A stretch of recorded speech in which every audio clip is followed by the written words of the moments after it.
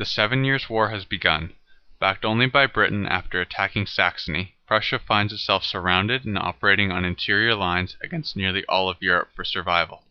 Frederick the Great has just returned from his decisive victory at Rossbach to discover Breslau has fallen, which means Charles of Lorraine holds all of Silesia.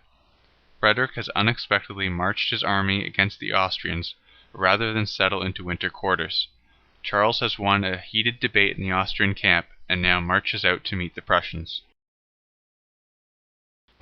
A Prussian victory would re-establish control over Silesia and allow Frederick to concentrate his forces against another threat to Prussia's borders. An Austrian victory would tighten the noose around Prussia and begin to deplete its pool of manpower and resources. Charles deploys his army in 2 long lines centered on the town of Leuthen, with his right wing protected by marshland. Cavalry units are placed on his flanks just behind the line and artillery in front of the line. Frederick deploys his army in standard formation, with infantry in the center and cavalry on its flanks, his artillery absent as it is still being drawn up. Frederick makes a feint attack with some cavalry on the Austrian right and by chance intercepts a scouting patrol, sending it back to the line in a frenzy. Lucchesi believes himself to be the target of the main Prussian assault and requests aid.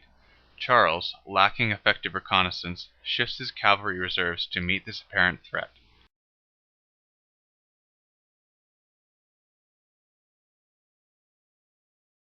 Frederick withdraws his cavalry and marches the rest of his army in perfect parade formation, parallel to the Austrian line behind a hill, hidden from Austrian view.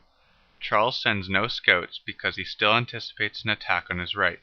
When no attack comes, he assumes that the Prussians had intended to attack, but realized the magnitude of the Austrian force and hastily withdrew.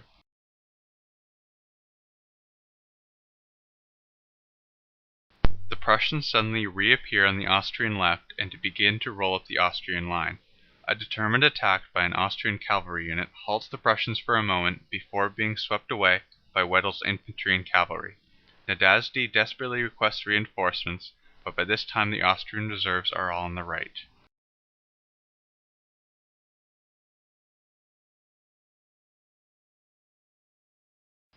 Charles turns his army to face the Prussians, but by this time they have drawn up their artillery, and with a fierce attack by Weddell, force another portion of the Austrian line to retreat.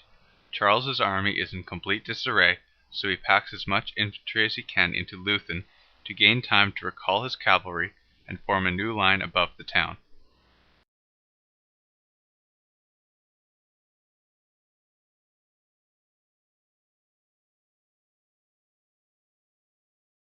The Prussians advance, neutralizing the remaining Austrian artillery in the area and bringing up their own. Unfortunately for the Austrians, the volume of infantry compacted into Leuthen make easy targets for the Prussian artillery. After vicious house-to-house fighting, the Austrians are expelled from the town, but Charles gains the time he needs to recreate his line.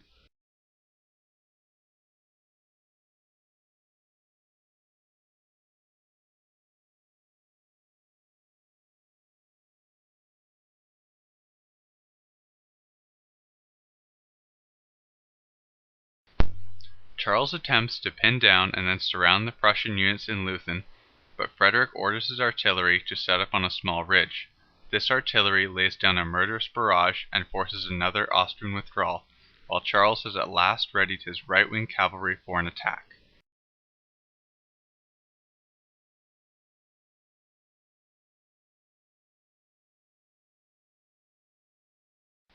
Charles orders Lucchesi to launch a counterstroke against Retzow's seemingly exposed left flank with a large cavalry force. Frederick commits his final reserve, cavalry under Driesen, which so far has refused battle. Driesen attacks the rear of the unsuspecting Austrian cavalry, killing Lucchesi and scattering the entire force.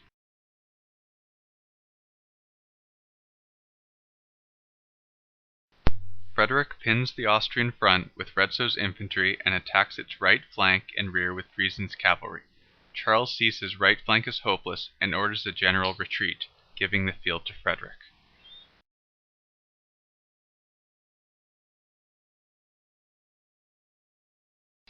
The Austrians never seriously threatened Prussian Silesia again.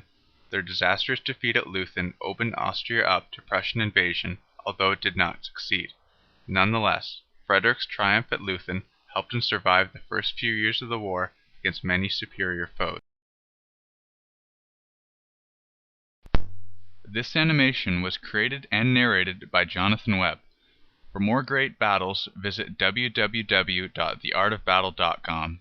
It's like a museum, except not boring.